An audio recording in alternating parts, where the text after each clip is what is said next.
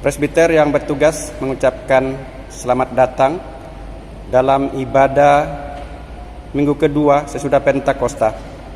Kiranya ibadah yang kita lakukan saat ini berkenan di hadapan Tuhan dan kita diberkati olehnya.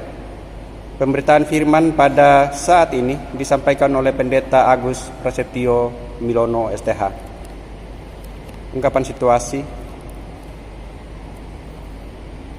Terbentang luas ladang pelayanan dan kesaksian GPIB, melewati jalan-jalan berlumpur, berbatu dan sulit untuk dilalui, menyeberangi sungai-sungai yang tenang, panjang, namun kadang mencekam, menembus gunung-gunung yang terjal dan tak biasa untuk dijangkau, menyusuri lembah-lembah yang dingin dan sepi.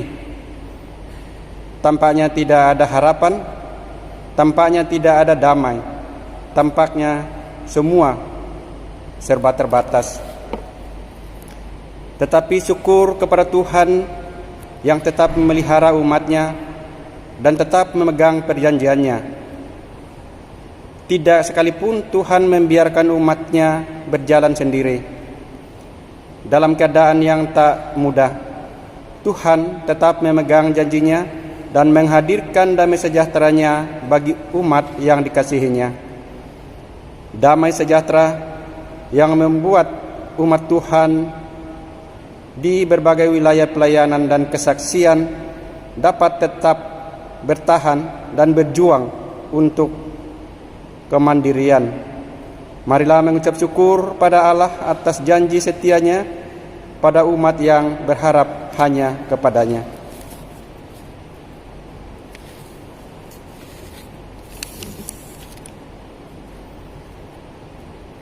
Umat Tuhan, mari kita berdiri. Mari menyambut firman Tuhan yang hadir di tengah persekutuan ini. Kita memuji Tuhan dari Kidung Jemaat 10. Baitnya yang pertama dan yang ketiga, pujilah Tuhan Sang Raja.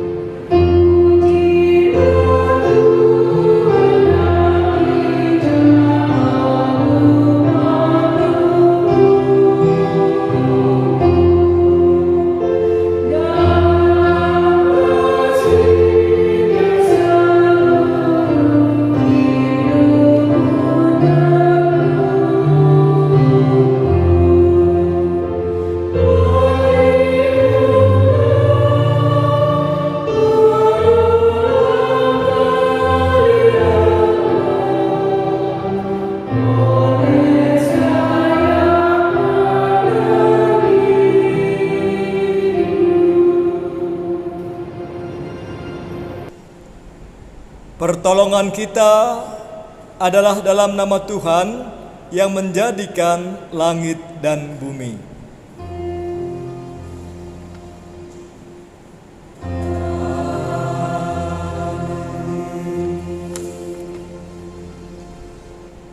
Ibrani pasal 12 ayat 14 sebagai nas pembimbing, berusahalah hidup damai dengan semua orang dan kejarlah kekudusan. Sebab tanpa kekudusan tidak seorang pun melihat Tuhan. Terimalah salam, kasih karunia dan damai sejahtera dari Allah Bapa dan Kristus Yesus Juru Selamat kita menyertai kamu.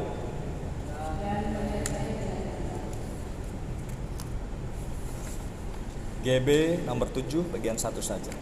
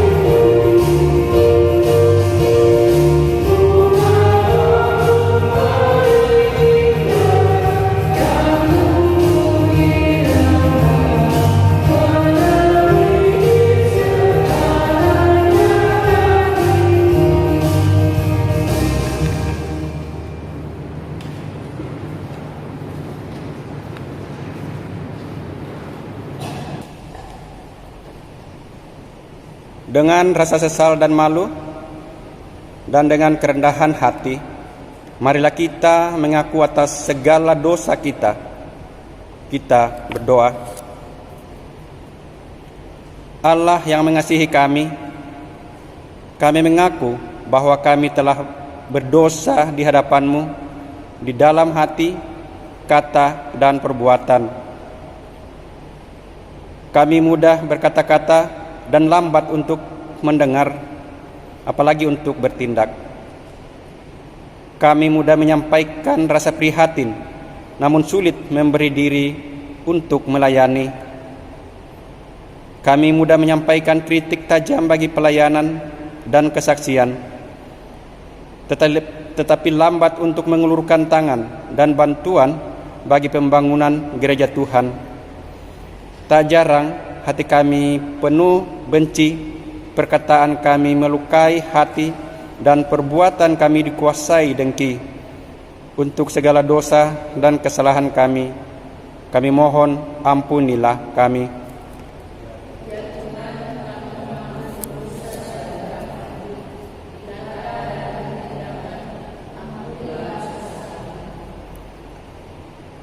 Allah yang mengasihi kami mengaku bahwa kami telah berdosa di hadapan-Mu. Kami tidak sungguh-sungguh mengasihi sesama kami. Kami hanya memenuhi kepentingan diri dan memuaskan kehendak kami. Kami memperkaya diri, namun lupa untuk hadir memberkati. Kami sibuk membangun kemegahan gedung gereja yang tinggi, namun lupa untuk membangun pribadi-pribadi berpotensi. Kami memusatkan pembangunan jemaat di kota-kota besar, namun lupa pada mereka yang ada di wilayah-wilayah pelayanan dan kesaksian. Untuk kegagalan kami itu, untuk mengasihi sesama kami mohon ampunilah kami.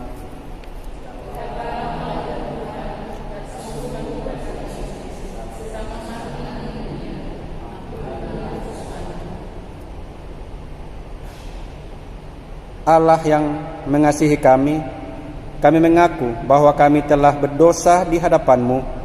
Kami mohon anugerahi kami pengampunan-Mu ya Tuhan, dan mampukan kami untuk menjalani panggilan dan pengutusan sebagai gereja Tuhan kemanapun Tuhan tempatkan kami.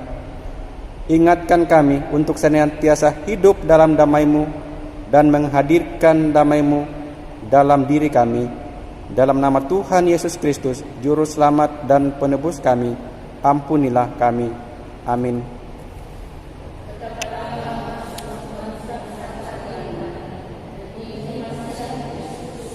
Ampunilah. Jemaat Tuhan, kepada setiap orang yang telah mengaku dosa dan bertobat disampaikan berita anugerah pengampunan seperti ditulis dalam Mazmur pasal 32. Mazmur pasal 32 ayat 1 dan 2. Berbahagialah orang yang diampuni pelanggarannya, yang dosanya ditutupi. Berbahagialah manusia yang kesalahannya tidak diperhitungkan Tuhan dan yang tidak berjiwa penipu.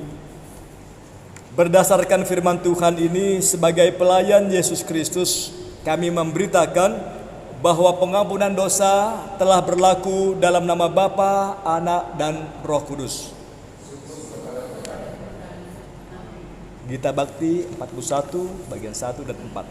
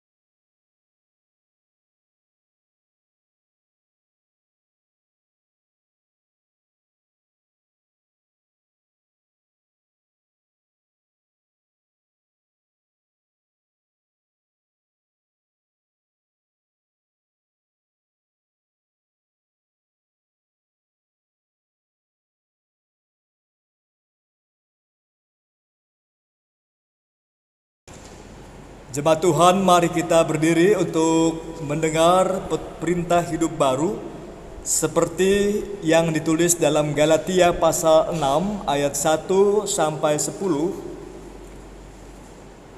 Demikian tertulis: Saudara-saudara, kalaupun seorang kedapatan melakukan suatu pelanggaran, maka kamu yang rohani harus memimpin orang itu ke jalan yang benar dalam roh lemah lembut, sambil menjaga dirimu sendiri, supaya kamu juga jangan kena pencobaan. Bertolong-tolonglah menanggung bebanmu. Demikianlah kamu memenuhi hukum Kristus. Sebab kalau seorang menyangka bahwa ia berarti, padahal ia sama sekali tidak berarti, ia menipu dirinya sendiri. Baiklah, tiap-tiap orang menguji pekerjaannya sendiri, maka ia boleh bermegah melihat keadaannya sendiri dan bukan melihat keadaan orang lain. Sebab tiap-tiap orang akan memikul tanggungannya sendiri.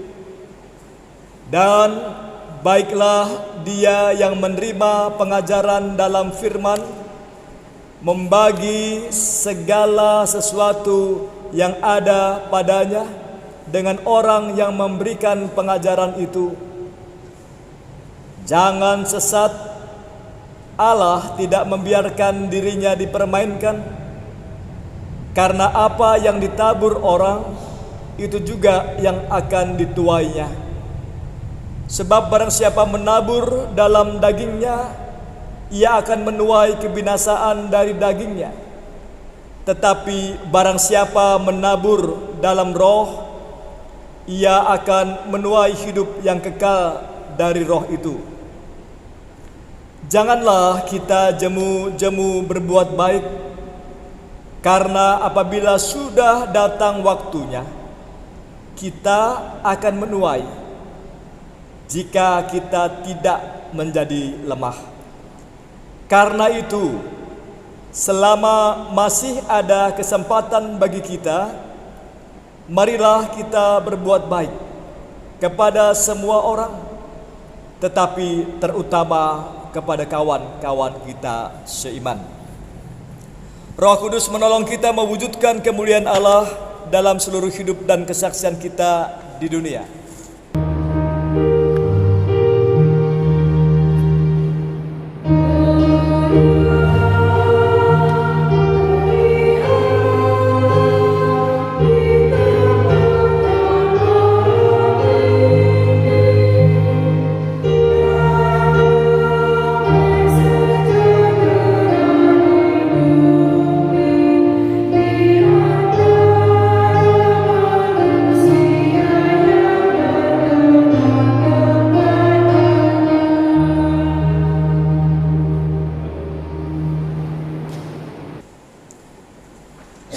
Bapak Ibu, saudara, di hari Minggu kedua sesudah Pentakosta, kita akan membaca, mendengar, dan merenungkan firman Tuhan di dalam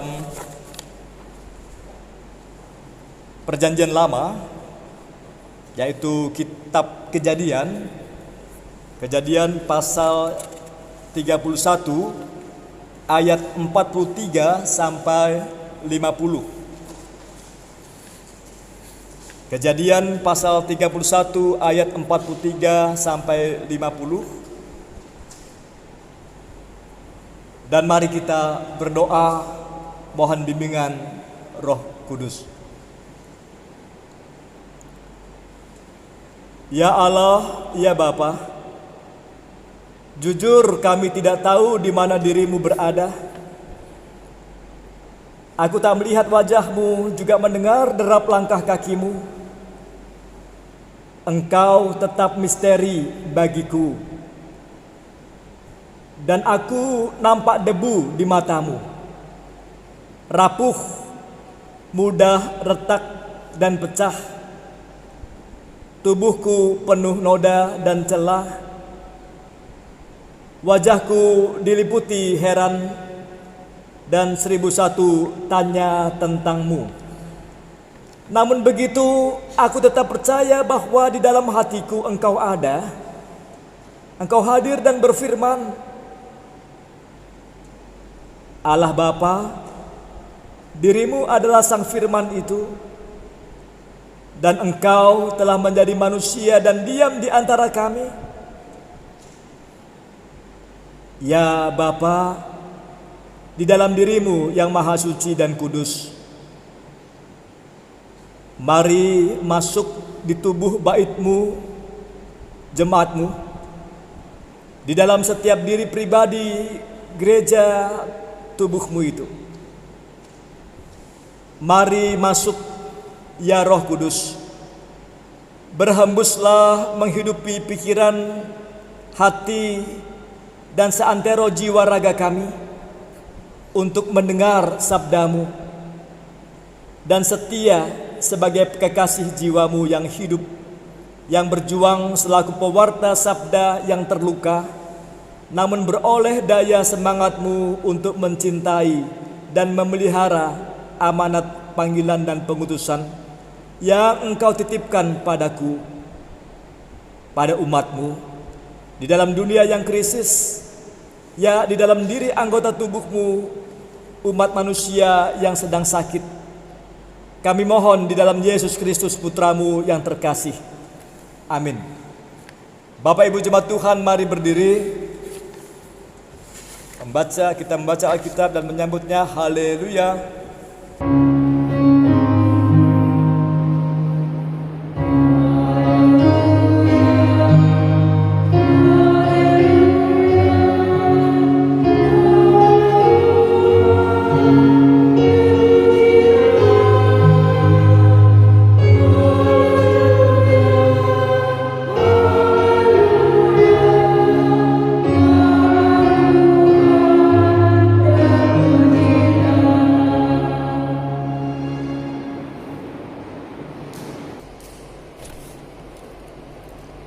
Bacaan Alkitab hari ini terambil dari kitab Kejadian 31 ayatnya yang 43 sampai 50 yang menyatakan, perjanjian antara Yakub dan Laban.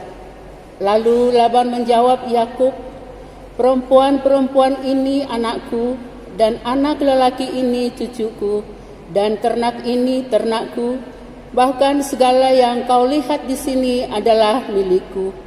Jadi apakah yang dapat kuperbuat sekarang kepada anak-anakku ini, atau kepada anak-anak yang dilahirkan mereka? Maka sekarang marilah kita mengikat perjanjian, aku dan engkau, supaya itu menjadi kesaksian antara aku dan engkau. Kemudian Yakub mengambil sebuah batu dan didirikannya menjadi tugu. Selanjutnya berkatalah Yakub kepada sanak saudaranya, kumpulkanlah batu. Maka mereka mengambil batu dan membuat timbunan. Lalu makanlah mereka di sana di dekat timbunan itu. Laban menamai timbunan batu itu Yega Sahudata, tetapi Yakub menamainya Galet. Lalu kalau Laban, timbunan batu inilah pada hari ini menjadi kesaksian antara aku dan engkau. Itulah sebabnya timbunan itu dinamai Galet.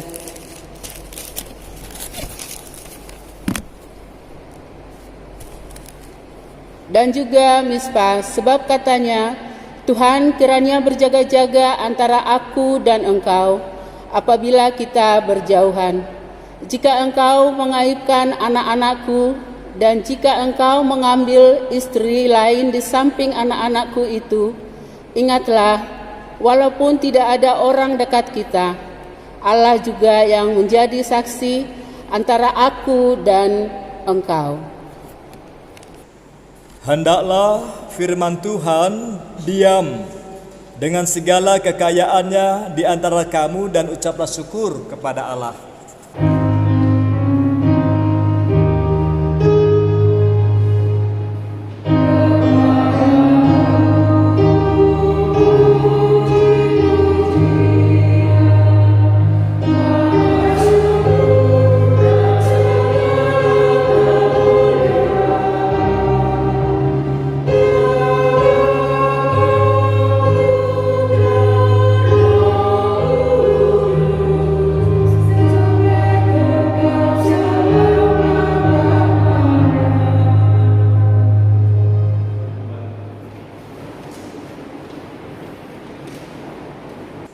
Bapak, Ibu, saudara yang Tuhan Yesus kasihi, dalam bagian ini, dalam bagian pembacaan Alkitab, Kejadian pasal 31, kita mempelajari tokoh sentral.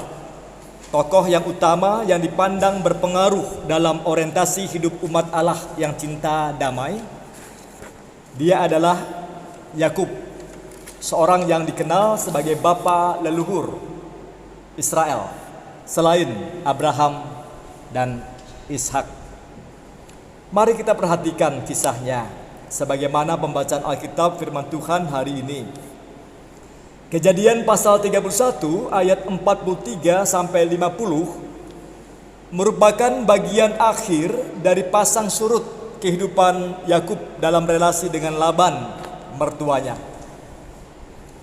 Yakub di masa lalunya pernah menipu Ishak, ayahnya, untuk memperoleh hak kesulungan dan mendapatkan berkat. Dan pada waktunya juga ia harus menghadapi kelicikan Laban. Itu ada di Kejadian 30 ayat 34 sampai 36. Namun kelicikan Laban ternyata tidak dapat menandingi kecerdikan Yakub, sehingga Yakub akhirnya memperoleh banyak ternak dan kekayaan. Apa akibatnya? Akibatnya, hubungan antara Yakub dan Laban sempat memanas dan terancam rusak. Hubungan mereka semakin bertambah buruk ketika Yakub secara diam-diam kembali ke negerinya dengan membawa Lea, Rahel, dan semua anak-anaknya, yaitu cucu Laban. Semua harta benda kekayaan juga ternak yang didapat dari tanah haram. Coba bandingkan dalam pengalaman keseharian hidup rumah tangga, hidup kekerabatan, sanak saudara di masa kini pun apa yang dialami Yakub sering terjadi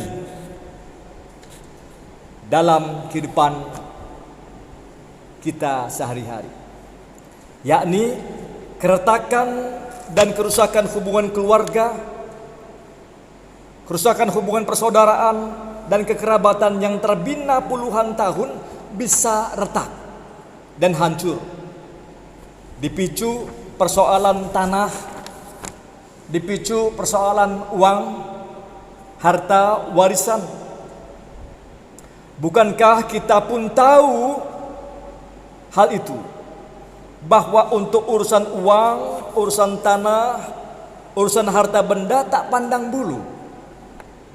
Mau saudara kek, mau orang tua kek, mau satu pomparan atau satu keturunan, mau satu marga, satu ompu, satu perkumpulan dosroha yang katanya satu hati, bisa menjadi amburadul, berantakan. Api kebencian, kemarahan, dengki, dan dendam menyatu menjadi bahan bakar yang siap menghancurkan ikatan kerukunan dan persatuan dalam keluarga. Kasus demi kasus terjadi, kita pun tahu. Ada anak dalam satu keluarga yang melaporkan pamannya yang dianggap telah merampas tanah harta warisan. Lalu anak itu melaporkannya ke polisi, bahkan sampai ke pengadilan. Tidak selesai di pengadilan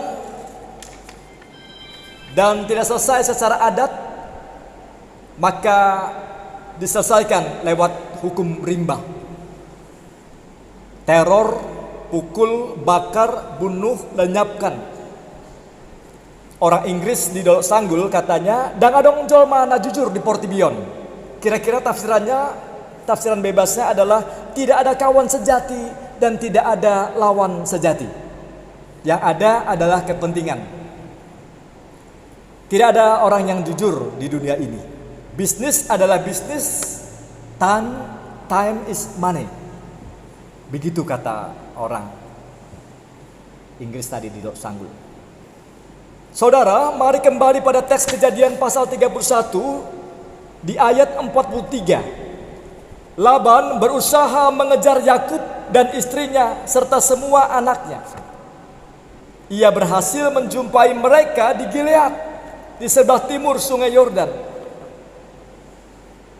Ada perbedaan prinsip yang mendasar di dalam sikap hati kedua orang tersebut dalam menyikapi harta benda kekayaan. Di ayat 42, Yakub memahami bahwa semua harta kekayaan yang didapat di Haran semata-mata karena anugerah dan berkat Allah. Bagi Yakub, hanya Allah lah yang patut diandalkan. Dialah sumber berkat itu. Sebaliknya, Laban memahami bahwa anak, harta, kekayaan adalah miliknya dari hasil usaha perjuangannya. Tampak ketidakrelaan Laban untuk melepas anak dan cucunya serta harta kekayaan yang ada pada Yakub. Namun karena Laban takut kepada Tuhan Allah yang disembah Yakub, maka tidak ada pilihan lain baginya selain melepaskan Yakub bersama seluruh bawaannya. Lihat Kejadian 31 ayat 24. Kita baca itu.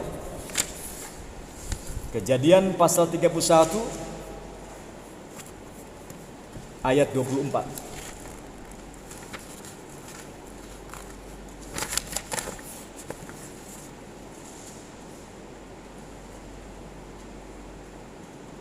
Pada waktu malam datanglah Allah dalam suatu mimpi kepada Laban orang Aram itu, serta berfirman kepadanya, "Jagalah baik-baik supaya engkau jangan mengatai Yakub dengan sepatah kata pun."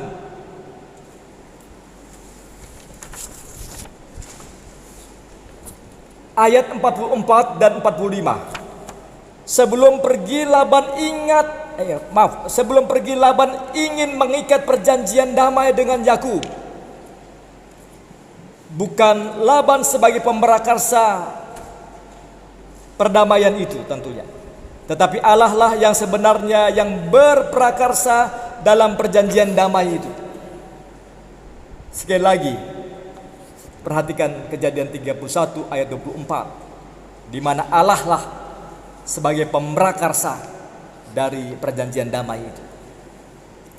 Jika Allah tidak menjumpai Laban, mungkin saja perjanjian damai itu tidak akan terjadi. Besar kemungkinan Laban akan melakukan hal jahat kepada Yakub. Bandingkan Matius 6 ayat 24. Kata Yesus, "Karena di mana hartamu berada, di situ juga hatimu berada."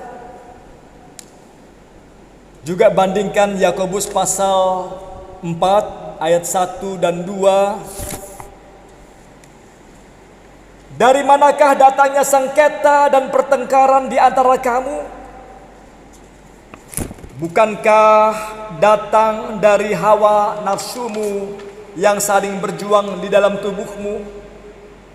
Kamu menginginkan sesuatu tetapi kamu tidak memperolehnya. Lalu kamu membunuh, kamu iri hati tetapi kamu tidak mencapai tujuanmu. Lalu kamu bertengkar dan kamu berkelahi." Kembali kepada teks kita.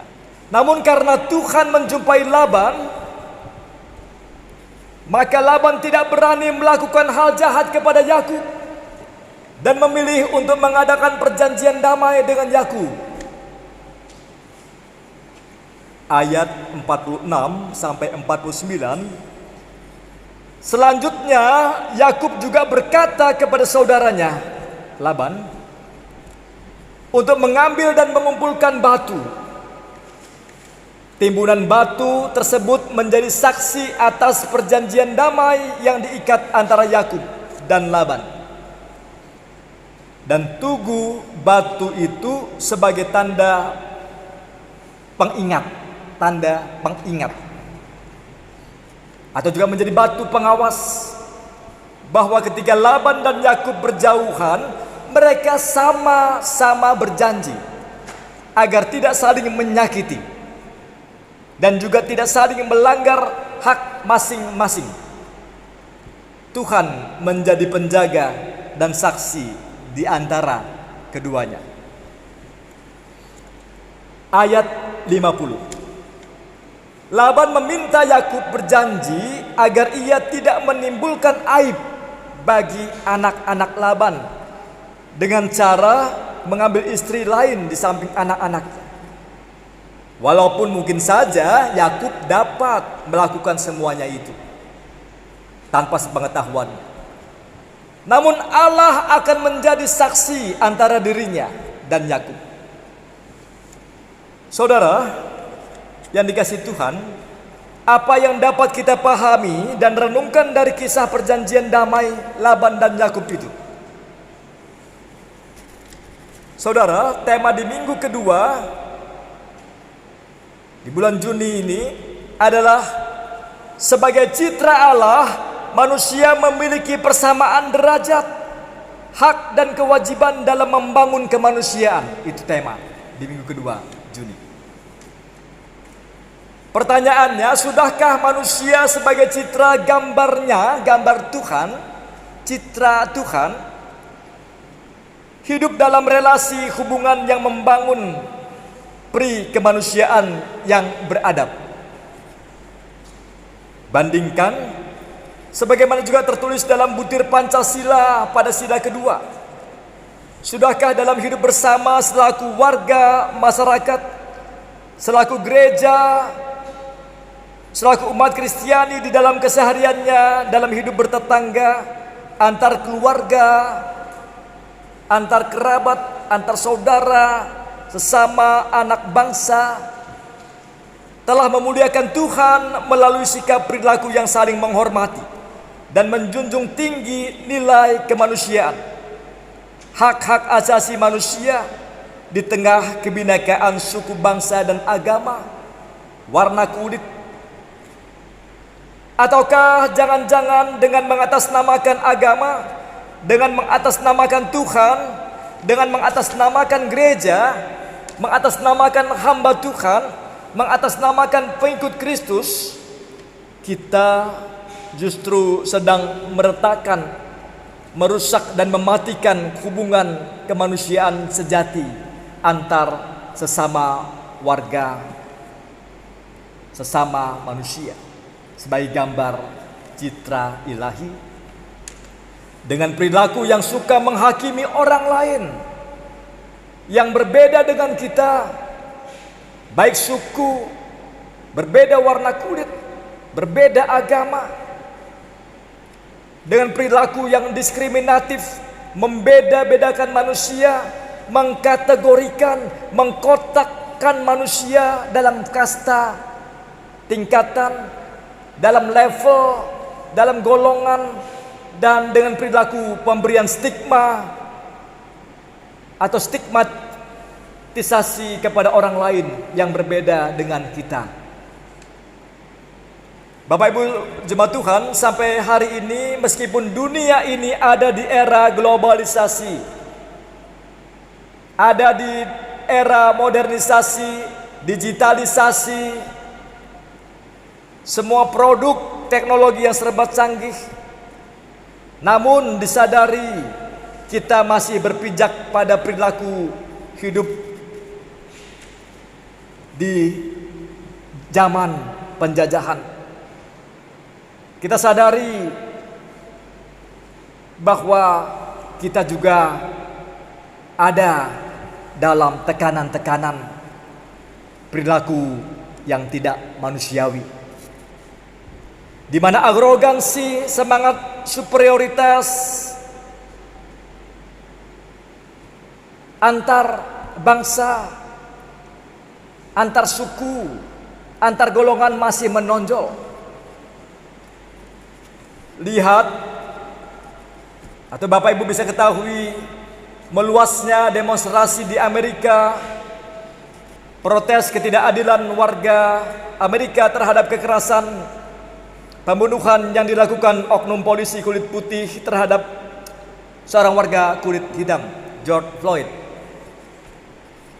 Seorang warga kulit hitam yang teraniaya.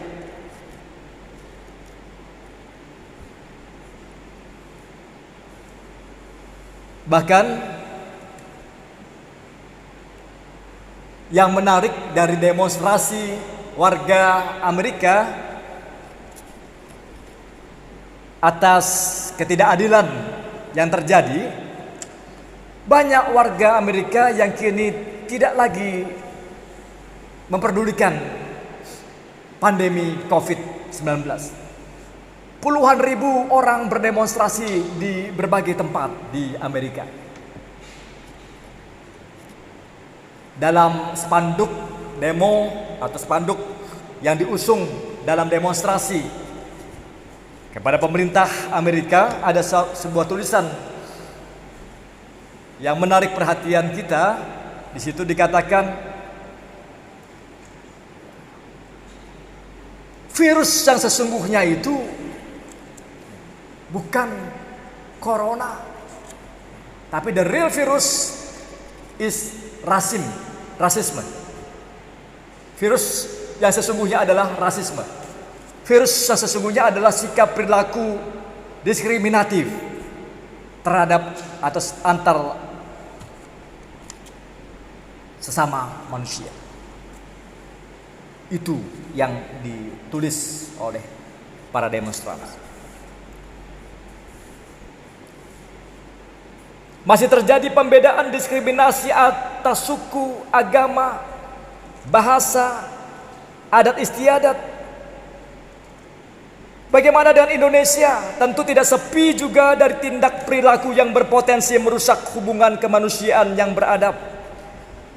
Buka kembali file memori ingatan dalam hidup keseharian kita.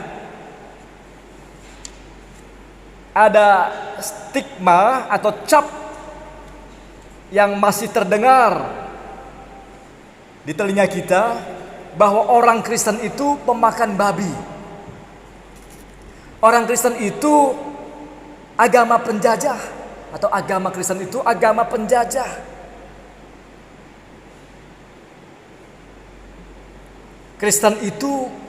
Orang Kristen itu kafir, najis dan haram,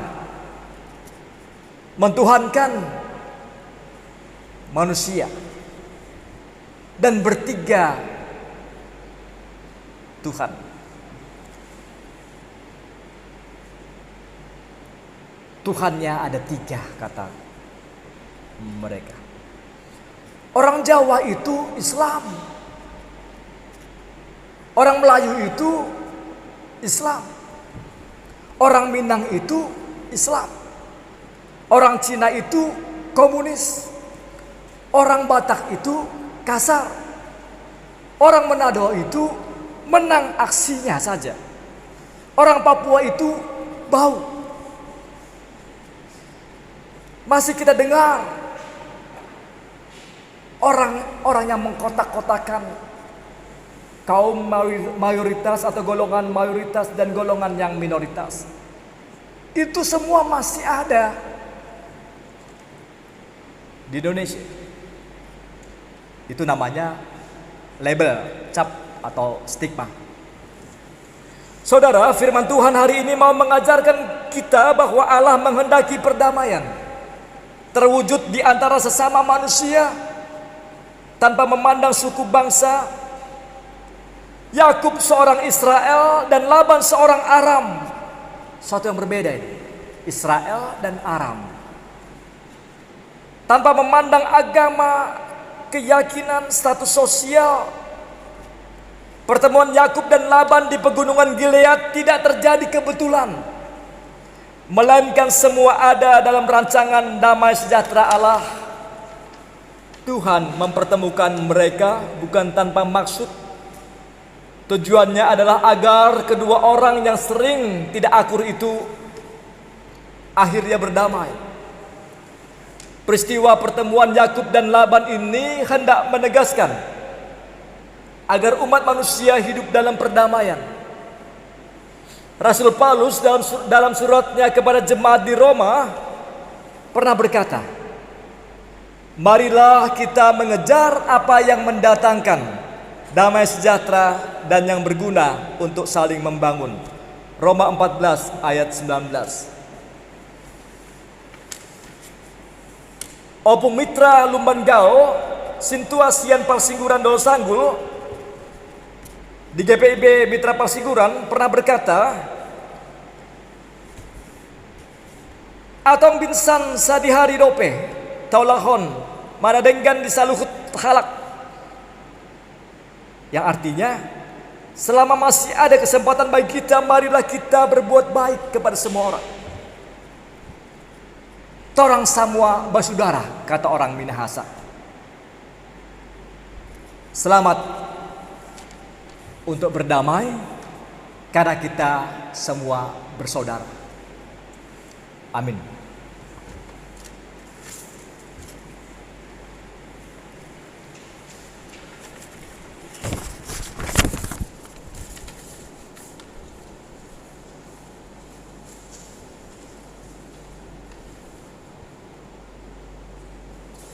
Gita Bakti.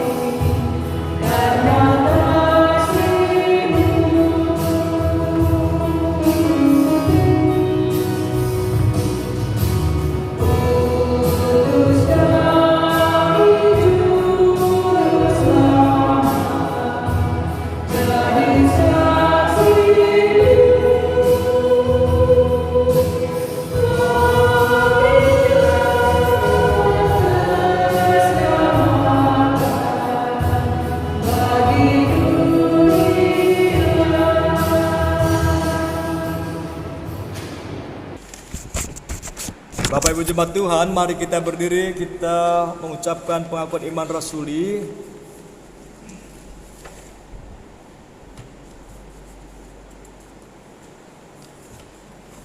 Dan kita bersama-sama mengucapkan, aku percaya kepada Allah, Bapa Maha Kuasa, Khalik langit dan bumi, dan pada Yesus Kristus anak yang tunggal Tuhan kita, yang dikandung dari Roh Kudus, lahir darah Maria, yang menderita di bangku Pontius Pilatus, disalibkan, mati dan dikuburkan, turun ke dalam alam maut.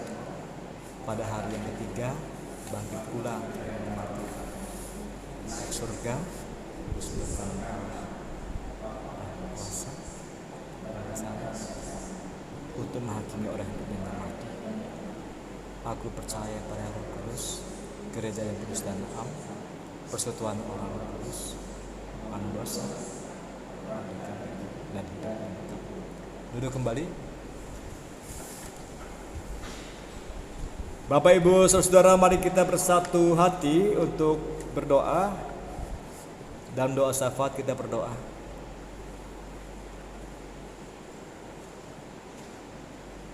Ya Bapa, kami bersyukur atas hari yang baru, Minggu 14 Juni. Bersyukur atas segala berkat-berkat yang Engkau beri, yang tak terhitung jumlahnya.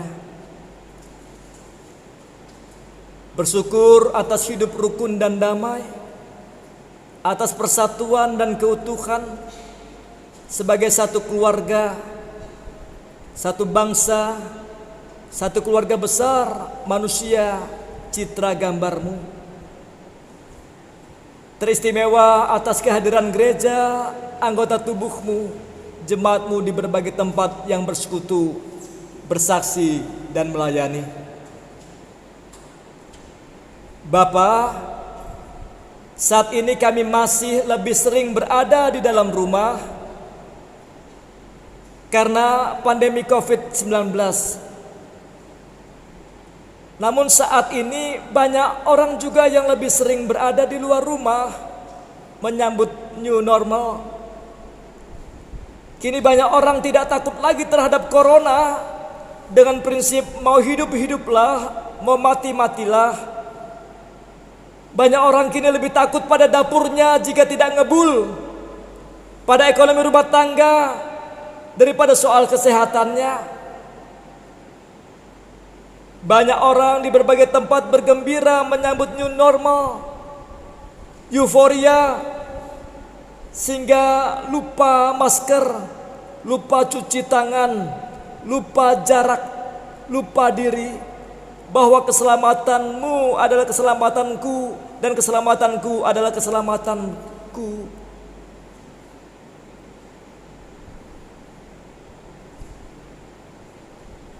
Saat ini kami selaku gereja tubuh-Mu masih merasa takut dan sangat berhati-hati menyikapi new normal, kenormalan yang baru.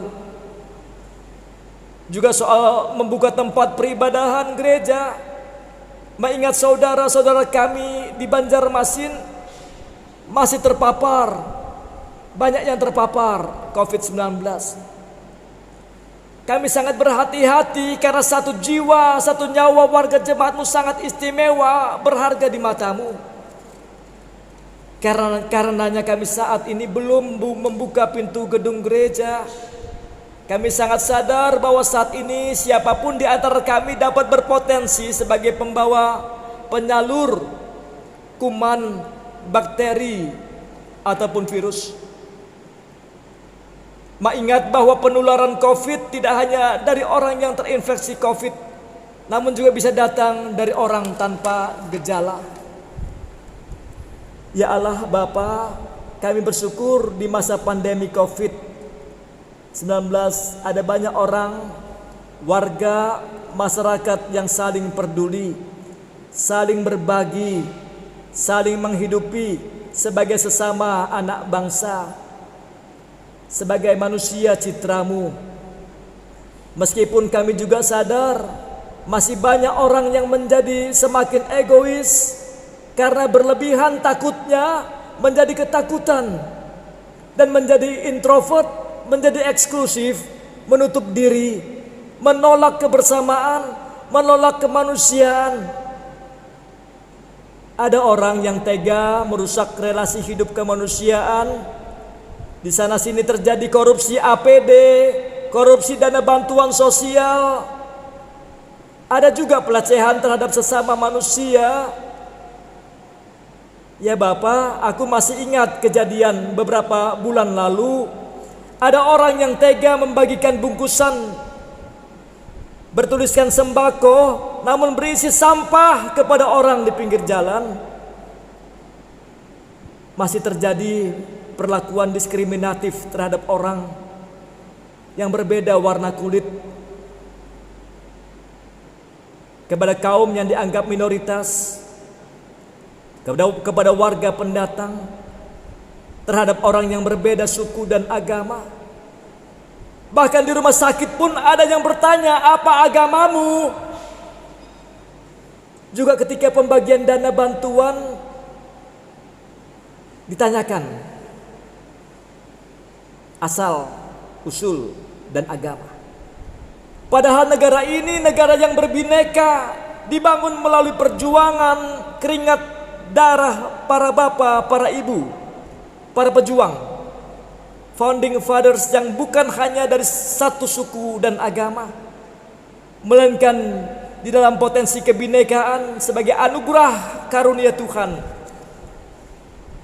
Ya Allah Bapa, besok adalah hari yang baru, tanggal 15 Juni.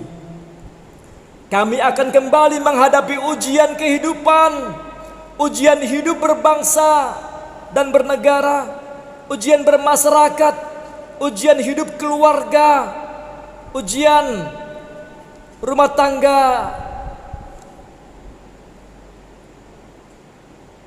Yang bertanggung jawab, yang rajin dan sabar, merawat memelihara kebinekaan, merawat persatuan dan perdamaian. Kini yang kami takutkan saat bukan hanya virus corona, tetapi juga virus bernama rasisme, diskriminasi ras, suku, agama, ras, maupun perilaku yang saling mematikan sesamanya, yang merusak dan menghancurkan peradaban manusia yang sesungguhnya, selaku gambar citramu.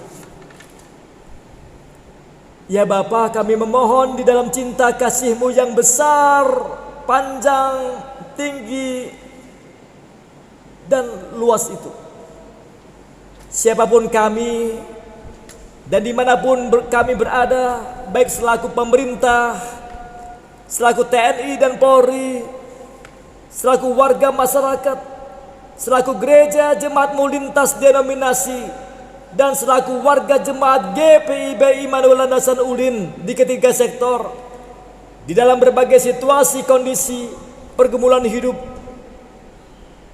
kiranya kami semua beroleh rahmat anugerah-Mu dalam semangat untuk saling menghormati dan menjunjung tinggi nilai-nilai kemanusiaan, menyadari hidup selaku manusia gambar-Mu yang tidak pernah berhenti dan lelah untuk memuliakan-Mu melalui perilaku hidup bersama yang rukun dan damai, yang membangun peri kemanusiaan yang beradab sebagai cerminan bahwa kami ini sungguh berasal daripada-Mu dan kami ini adalah citra-Mu. Di dalam Yesus Kristus sumber damai sejahtera yang telah mengajar kami berdoa. Bapa kami yang di surga, dikuduskanlah nama-Mu, datanglah kerajaan-Mu, jadilah kehendak-Mu di bumi seperti di surga. Berilah kami pada hari ini makanan kami yang secukupnya, dan ampunilah kami akan kesalahan kami, seperti kami juga mengampuni orang yang bersalah kepada kami, dan jangan bawa kami ke dalam pencobaan, tetapi lepaskanlah kami dari yang jahat.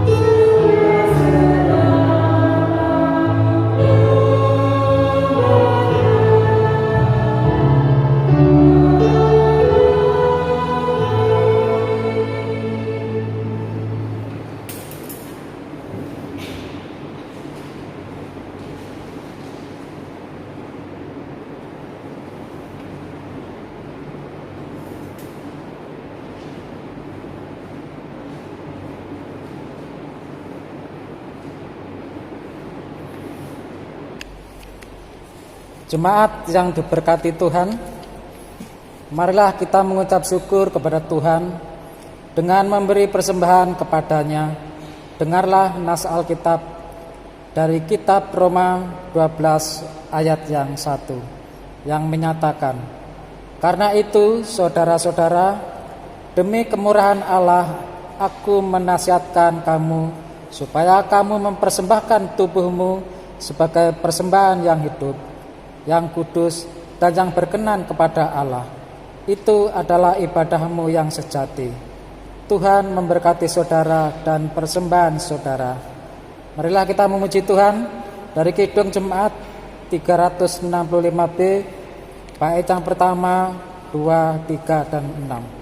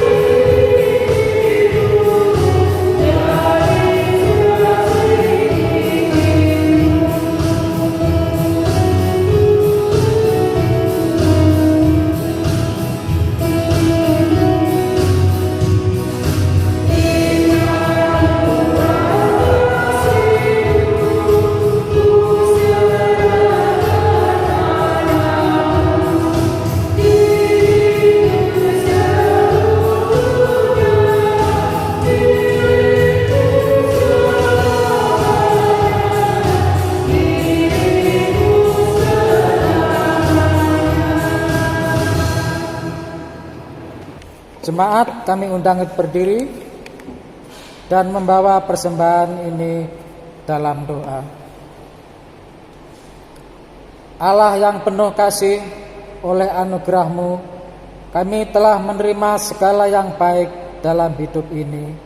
Untuk itu terimalah ungkapan rasa syukur kami melalui persembahan syukur ini untuk dipakai dalam pelayanan yang menghadirkan damai-Mu. Terimalah pula persembahan hati kami ini ya Tuhan, dan layakkanlah untuk menjadi berkat dalam pelayanan dan kesaksian di gereja-Mu. Amin. Silakan duduk kembali. Jemaat yang diberkati Tuhan, mohon perhatian sebentar. Kami akan membacakan warta jemaat Minggu 14 Juni 2020. Majelis Jemaat mengucapkan selamat hari Minggu kepada seluruh warga jemaat GPIB Immanuel Landasan Ulin. Tuhan Yesus memberkati kita semua.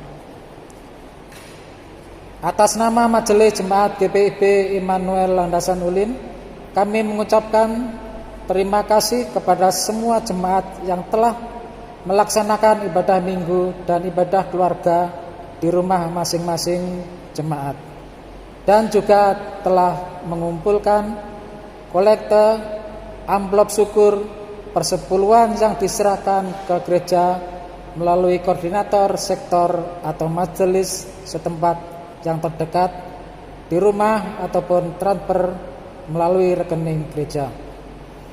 Bagi jemaat yang ingin menyerahkan persembahan langsung ke gereja, telah disiapkan kotak khusus yang tersedia di kantor sekretariat gereja. Kiranya Tuhan memberkati persembahan saudara-saudara. Berbagai jenis penerimaan persembahan dari warga jemaat, kolekte ibadah maupun amplop syukur dan persepuluhan akan tetap dicatat dan dilaporkan melalui warta jemaat mingguan yang akan dikirim oleh PAMJ berbentuk file PDF ke grup WA sektor masing-masing. Bagi jemaat yang tidak mendapatkannya, dapat menghubungi majelis terdekat untuk dapat dikirim warta jemaat melalui WA. Persembahan kolekte dalam ibadah rumah tangga di rumah-rumah tetap dilaksanakan. Demikian juga dengan kolekte ibadah hari Minggu maupun juga amplop syukur jemaat dan persepuluhan tetap dilaksanakan sebagai wujud pengakuan iman bahwa Tuhanlah sumber segala berkat. Daripadanya lah semua yang telah kita terima melalui hidup kerja pelayanan. Bulan pelayanan dan kesaksian GPIB sesuai dengan surat dari Majelis Sinode GPIB nomor 95/5/20/MS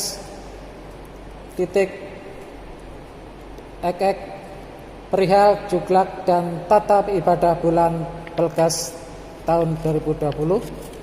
Tata ibadah keluarga memakai tata ibadah dari Majelis Sinode selama bulan Pelgas GPIB tahun 2020 yang dilaksanakan setiap hari Rabu tanggal 17 dan 24 Juni tahun 2020. Tata ibadah hari Minggu tanggal 14 dan 21 Juni 2020 dan tata ibadah penutupan bulan Pelgas GPIB pada hari Minggu 28 Juni 2020 menggunakan tata ibadah dari Majelis Sinode. Warta jemaat selengkapnya dapat dilihat di WA grup sektor masing-masing. Demikian warta pada hari ini. Atas perhatian dan partisipasinya kami ucapkan terima kasih. Kiranya segala doa dan persembahan kita berkenan di hadapan Tuhan. Tuhan Yesus memberkati kita semua.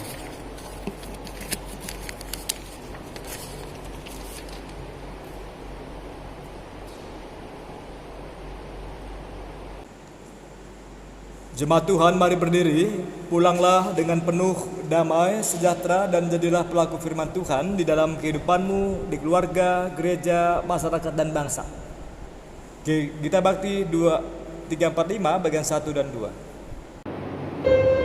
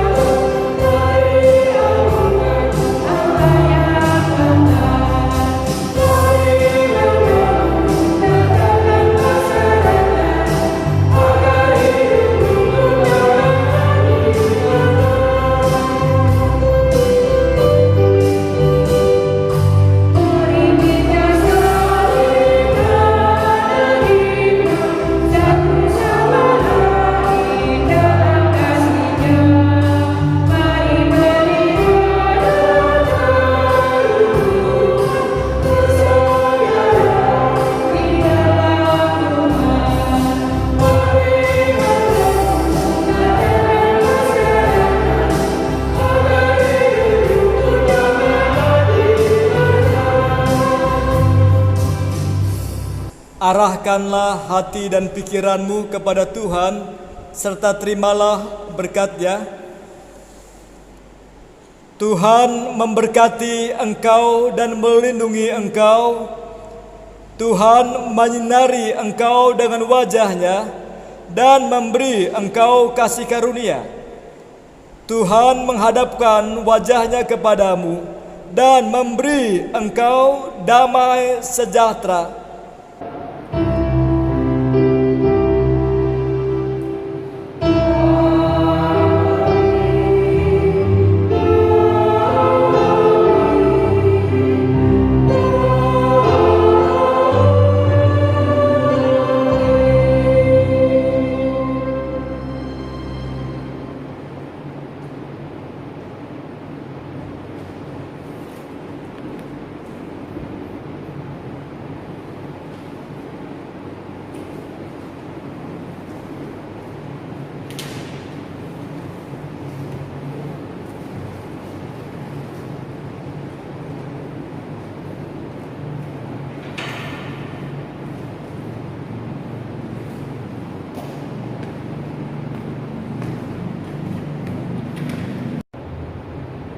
Atas nama Majelis Jemaat GPIB Immanuel Landasan Udin, kami mengucapkan Selamat hari Minggu bagi kita semua. Tuhan Yesus memberkati.